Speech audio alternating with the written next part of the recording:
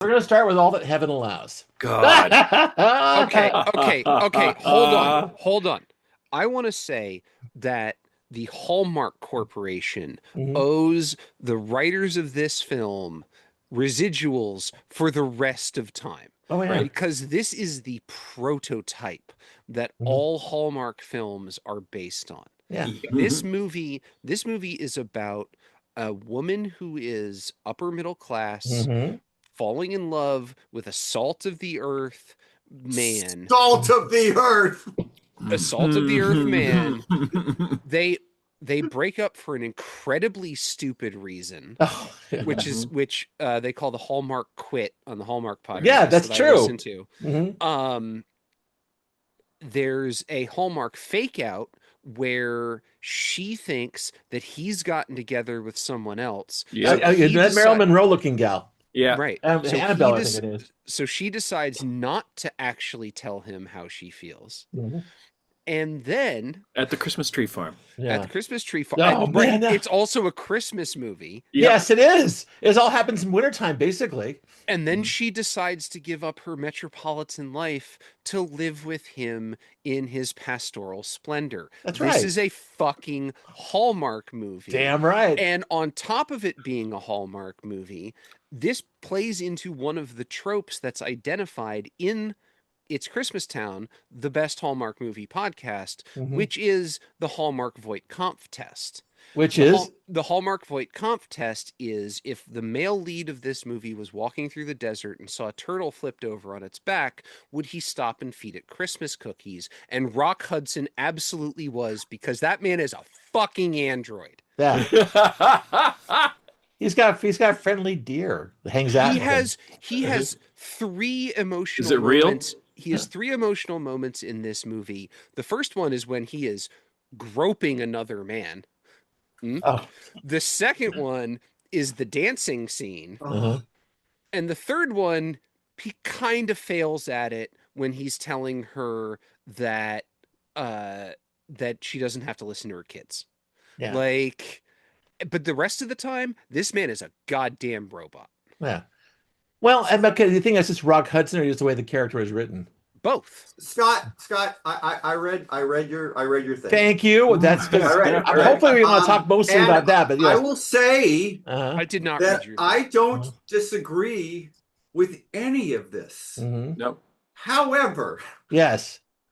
And I understand, like in the times that this came out, I get all this shit is true. This movie is a fucking howler. Well, I mean, I don't even know where to start. Like, how about Rock Hudson basically falls off a cliff and still ends up looking like he didn't even get like the Band-Aid over the ear. I mean, like the original ending of this movie is he falls off the cliff and that's it. No, I read that. The only that way would have made this movie movie so much better. Oh well, the only way this movie would have made me happy. Going. Honestly, the only way this movie the only ending that would have satisfied me is if Rock Hudson would have shown up dressed like he actually dressed when he was hanging out in San Francisco, probably when this movie was being made, and killed every single fucking person in it, starting with her awful children, and then shooting her because she fucking married Ronald Reagan, and then like movie's over. Okay, that would have been a good ending. Because how can you say that talks about make America great again? This is what they want to fucking go back to, where everybody's fucking miserable. Chris, how can you say that this is not a good ending? Chris, and no one gets to be who they are. Wow, none more yelling, Fred. I'm not the one yelling here either. There are black people in this movie. All of them serve white people at various points. Yeah, and it's Connecticut up, along the main line, so we're gonna get that kind of thing. And the music never stops. Chris, I'm just telling you that I part of me wants to think that you really weren't receptive to reading this film against the grain, because the grain itself was so furrowed and deep, you got lost in it. If you can't rise above the story, I get all of it. I totally get it. I totally get it. But again, and maybe we're having a moment in America where, like I said, the fucking assholes are like trying to take us back to this. That's true. Where everybody's miserable. And like everybody's fucking miserable. Nobody gets to be who they really are. And especially Rock Hudson. Yeah. Exact, because I've read enough about what Armstead Maupin wrote about what Rock Hudson was really like in San Francisco on the weekends. Probably. It's definitely not this fucking guy. Well, there's Rock Hudson, the I wanna- person, Rock Hudson, the actor, and they're congruent in some ways that they're not in others. He was a super freak. Yeah, I well, want to no bring doubt. up. I want to bring this up. I don't do this often, but I want to read a 2-text exchange. First Okay. one is from me. The second one is from my friend. All right. Quote: She doesn't want to make up her own mind. No girl does. She wants you to make it up for her. An actual line from one of this week's movies. Mm-hmm. Which movie is that? So I can never watch it. That's this film, right? Uh-huh. Yeah. Now, mind you, Agnes Moorehead is kind of like the moral anchor that kind of can above it all and kind of tell her. No, the fucking doctor is. No. Because I the think doctor, Scott's right. Because the doctor's like, you wanted to have a love affair. You weren't really in love. Right. And now you're not Which ready is to kind be of in just a love. longer way of saying you're kind of slutty. Right. Yeah. Now, mind Yeah. you, this is like 1955, and this is Yeah. before television and before the Hallmark Channel, and they used to pump these out 2 or 3 a month. women's movies. Explicitly before Yes. television, as a television is rolled into her living room Now at the that's end, the and it is like the arrival of her casket. no, It that signifies her John, doom. you This got is it. it. This is the rest of your life That's right here. This is the rest of your life. That's the scene. That's No, like it's powerful. I yeah, it's give you powerful. that. It's like, oh, you're fucked. But there's lots I mean, of scenes. you can attack this thing because it's a Technicolor time capsule of a certain time in America. So ugly. But It is ugly. it's in praise. The film is in praise of nonconformity and being true to yourself. And what's Right. bad about that? This movie is this close to getting it. Yeah. It is this. No, actually, I would say fucking I this think close. it's got Actually, it. I Yeah, don't I think for think so. 1955, I mean, this is as good as it's going to get, now, folks. Douglas Sirk could push, but he couldn't push as much as we are familiar with. Yes. He had No, to and really that's why- snake that's this why- shit in. That's why I bring up Easy Rider the, was 13 years later. That's Yeah. why I bring up the falling off the cliff and him wanting to leave that as the ending. Is Right. that if he could push more in the system that he Mhm. was in? That Right. might have been it. Yeah, That I might read have something been like it. he didn't want her to be happy. No, Like the director No, did oh, not dude. think she deserved to be happy. yeah, you remember the last thing She doesn't. The last thing She doesn't. thing I I'll wrote- give you that, Chris, because there's not much there for Rock Hudson's character to fall in love with. No, none. It's all this. Everything is sucks. engineered, and everything is engineered to create a situation that's going to fulfill her and make her happy. But she never reciprocates and proves that she deserves it. Yeah, I agree. She has to kind of like immolate herself, throw Plus, herself she in the married fire Reagan. to make She- herself she- worthy of. I guess Yeah. that's just it. She Yeah. proves she's worthy by cutting ties with her children, Yeah. her entire society in And town. ta- Did it's anybody that- catch the line, the son's going to go to Iran? Yeah, Yes. Yeah, I'm going we to know Iran what's gonna after happen. this. Well, Uh-huh. yeah, I actually, laughed that's out loud. That might have been my favorite part. actually of the weird whole enough. movie. Rock Gonna get Rock Hudson's killed. character in Written on the Wind is going to Iran too. So He's gonna- I guess a lot of he's guys gonna- went to Iran back then. Is that No, what- well, at the Huh? time, Hmm? at the The time, Shah was af- in charge. yeah, at the time after they had deleted the socialist revolution there Mhm. because they touched Britain's oil. You Right. don't touch Britain's oil the same way you don't touch yeah, America's BP. boats. Yeah, they had BP had bombs back Um, then. Yeah. the it was a great place for Westerners to go because they were killing so many local people that they didn't have anyone to work any of the jobs. That's Right. true. That's exactly Hmm. right. My mom got a job offer her in Lockheed to go to Tehran in 1976. Wow. We didn't go. Ooh, that's Oh right there. God. But like just going back She to would this. have ended up in Argo. No, yeah, pretty much going back to the ending of this film. No, in terms of Douglas Sirk doing these kind of women's movies, none of them have happy endings. This is Yeah. this is an unhappy ending. He's like Pretty fucked much. up. He may not get better, and she has to take care of him. He has a concussion. I've I know. had 9 concussions. I disagree on that. I think this is He's gonna a be pretty fine. pat happy ending. I don't But know. he's There's also gonna have an affair with the guy she was going on a date with. Pretty before- much. at the beginning Maybe, part yeah. of the movie. yeah. But no, it's like okay, maybe it will be a happy ending eventually. How's that? Well past the fade out. Yeah, no, Yeah. But you can't Right, have when the two of them move to Amherst and Yeah. don't quite get married. Yeah, exactly. Yeah, who knows what her future could be? You could be like end up being like a beatnik in about 3 years. Who knows, right? Well, was something I was going to bring up. Is like Rock Hudson and his circle of friends. They're not beatniks in any explicit way, but they are. But they're They're counterculture. Yeah, they're post-war refuseniks kind of thing. They're like yeah. They haven't embraced any of the eccentricities of beatniks, but the basic thing is like, live free or die. We won't be hassled, man. We want. I love the stuff that his friend says. He was her husband was on the fast track to be keeping up with the Joneses kind of thing. Yeah, and it's like we took us a long time to figure this out. And it was like Rock Hudson was their little messiah to show them the way. Pointing to Thoreau is like a little too on the nose for me. Oh shit! It's all on the nose, dude. Everything's on the nose. Yeah, okay, everything's on nose. I'll give you that. Literally, the daughter behind you literally says Oedipus complex, and then the rest of the movie is about her son's horrifying Oedipus complex. Yeah, that's shit. It is the daughter's an interesting character. So on the nose. Yeah, I thought she was too on the nose. She was kind of a mouthpiece for like ideas, to express ideas in the movie. And she had those thick glasses on. It's like, oh, she's been reading a lot of books.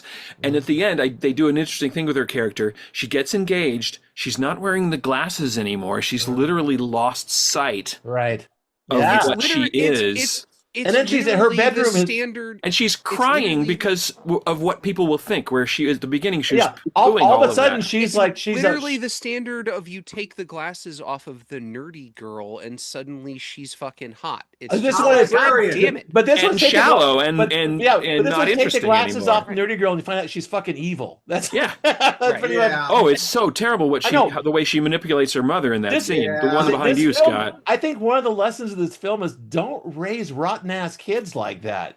Well, you gotta wonder. Their values are so fucked up. You gotta wonder what her dead husband was like. Yeah. No shit. Yeah. You know what? I think he was a piece of shit. Don't you think? Oh my God, he must have been, because those kids are this rotten. Because the stuff coming out of the son's mouth is just so. What about Dad's legacy? What about the house? We've always had the house. 10 fucking minutes later, I'm moving to Iran. You should sell the house. It's like after she's given up love, after she's given up Rock Hudson. That part of the movie. It's not only that. The scene where she calls him to tell him, and he's like, okay, great, and gotta then I gotta go to class. Bye. Like, fuck you. Bye. See you. Those are like dominoes that fall. After she tells Rock Hudson no, the script is so good there because she just goes home and it's like every reason that you did this is wrong. Your daughter doesn't care. Your daughter's sorry she told you not to. Yep. The son doesn't care. He's moving away. He told you to sell the fucking house. Oh, and here's your TV set. Yeah, it's really good. It's good. I do think that's a redemptive moment for the daughter, though. Is when she does have one. When the son leaves the room and she's like starts breaking down because she realizes what she's done to her mother. Yes. Like I think that scene's actually so it's semi-redemption because only one kid gives permission. Right. Well, and the son doesn't care because he's gonna go work for BP and in Iran. Yeah. So exactly. Also, I just end up as a hostage. One thing I got I hope he gets executed. I got this nice transfer and I got to watch this in HD and just goddamn. Oh, the criteria is incredible. This film the color is insane in this film. It's bananas. Saturated blues and like insane and hideous at the same time. Yeah. Well, that's the 50s for you. The one actually, if you ever see Imitation of Life in '59, that's another Cirque film. It's even more hideous because back then they were just like these are a little nightmare. Post-war charm to this. After that, it just gets awful. And it's how many colors? What was that other thing we saw with the femme fatale and like on the little rowboat? Like it was the same fucking thing. Same. Oh yeah. All that heaven allows. Yes. That's what this was. It's a similar name. No, leave her to heaven. Leave her to heaven. That was like also 10 years earlier. Also gorgeously weird. Yeah, that was 10 years earlier, and then Technicolor, so it's like a little different process. But this was just gorgeously. I mean, listen, Scott. I find like buried in here is the closest thing this movie could do to get to like Easy Rider again, like that sure. Yeah, in the 1950s. Yeah, that's as far as you could go. It is wrapped in my fucking kryptonite. Right. Yep. Yeah. Which is everything else. Literally, it's like a everything Scotch else egg. is fucking kryptonite. Yeah. The music. It's the like acting, a Scotch egg, except instead of sausage, it's shit. It's Now, mind you, this is such a tall hill for me to climb to get through this fucking thing. Well, But it's also my first Douglas Sirk movie because I've been Good for you. avoiding them because I knew it was going to be like this. You knew it was going to be like this. I And Scott, this is what I fucking love this movie. This is the I second watched time I've Far seen From- it. All right. I watched Far From Heaven years ago when it came out. Well, that's And I a read, nice imitation of it. That's for sure. that's Todd Haynes ripping on Douglas Sirk. Yeah, And yeah, I remember exactly. liking that. Yep. No, mind you, I first saw this in college in a class. I swear to God, it was called Melodramas and Westerns. So it's like it was a criticism class. We went back and forth westerns and melodramas, right? But they sprung this on us without any notice. Just watch this, and like we watched it, and then afterwards we had a discussion about it that lasted almost 3 hours. Much of it, but it was about as intense as this one, as a matter of fact, because a lot of kids. This was 1991 or 92. They're kind of where you were, Chris. Like, oh my God, I couldn't get past the story. It's so treacly, and it's No, I don't know. This is the story as much as it's also again just the Stylistic style, like the fact the music never ever. Oh no, ever no, it doesn't. No, that piano thing is going all the time. Treacly bullshit. I know they're trying to it's emotional manipulation from beginning to end. So it's I know it. Melodrama is that's my your kryptonite is movies about rich people having fun, and mine is probably 40s. No, my movie's about movie makers. That's my kryptonite. Sure. Yeah, we all have different kryptonites. So my kryptonite is definitely this. Having said that, I can appreciate objectively what he's trying to do here within the confines of the code, a studio movie starring Rock fucking Hudson and Jane Wyman. Yeah. He's trying to be as subversive as he is allowed to be, which speaking of which, a little bit. And speaking of howlers, which you mentioned earlier, how about when they're in the car together and Rock Hudson says how brave his friend is in accepting a different life, and Jane Wyman says, "So you want me to be like a man?" Yeah. And Rock Hudson says, "Only in that one way." I know. I know what he's thinking. They're shoving some code in this thing, man. When we get to the next movie, there's even more of it. I mean, when you read, I feel bad, when you read about, like I said, all the Armstead Maupin stuff that came out about Hudson and like what he was really like in San Francisco when he was just like coming to let his freak flag fly. Like, dude was a super freak, and this is his day job, is to play this fucking fossil. And you kind of go and you think about it's funny because Jane Wyman married Reagan, and Reagan very famously could not fucking believe that Rock Hudson died of AIDS because I know the guy, like he's my friend. This whole people not allowed, on the camera, behind the camera, people not being allowed to be who they really are is a really fucking bummer. It is. It's a fucking bummer. There's, the thing about, Rock Hudson in general, I think this is one of the films where he's kind of loosest in terms of he's still a stiff actor. I think that he's got huge limitations. I don't think he's loose in this, actually. Really? Okay. Then the point I was getting to is that he's kind of stuck doing an archetype. I'm the rebellious, a guy who does this kind of thing. And so I think it's very subtle, the things they let him do in this. And I'm blaming this on Douglas Sirk or praising him. I don't know which. Or 50s Society, if you like. But in the beginning, he's a little intimidating. He's not super cordial to her when they sit down and have that cup of tea. Formal. He's almost a little bit curt with her, and it keeps her off balance, and I loved that. Yeah, that she's kind of trying to accommodate him. Also, he clips that little branch off that golden tree and hands it to her. Yep. I mean, that's his color coding too. He's all warm colors. Yeah. Every way he does, and he has all warm colors. She's cold colors. Look at that behind Chris. That's perfect. Out the goddamn window. But he's never allowed to really lose his temper or anything. It's like he's got to be this ideal that she's running towards. Except so even when he's disappointed, except for when that other dude kisses her.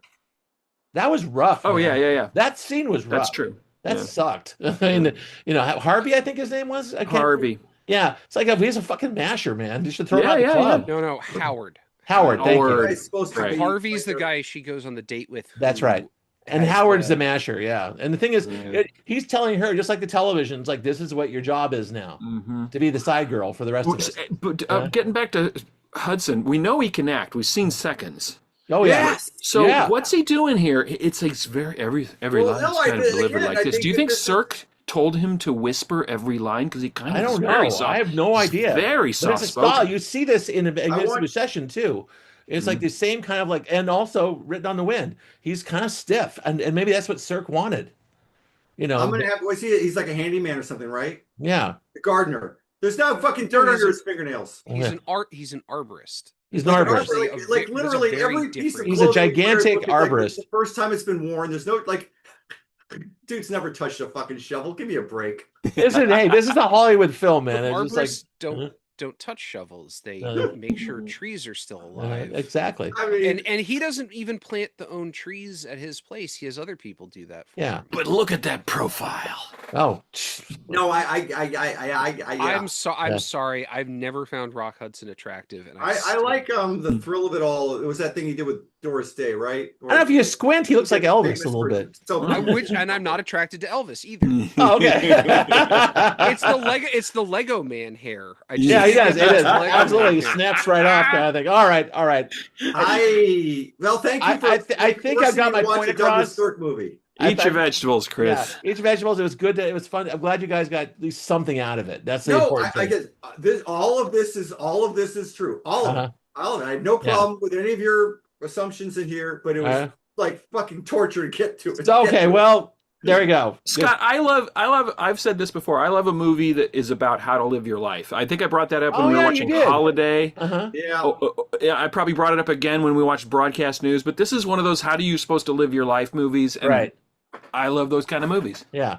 It's all about a huge transition in this woman's life and the tremendous roadblocks she has to go through society as it was then, and her family, which is all against her.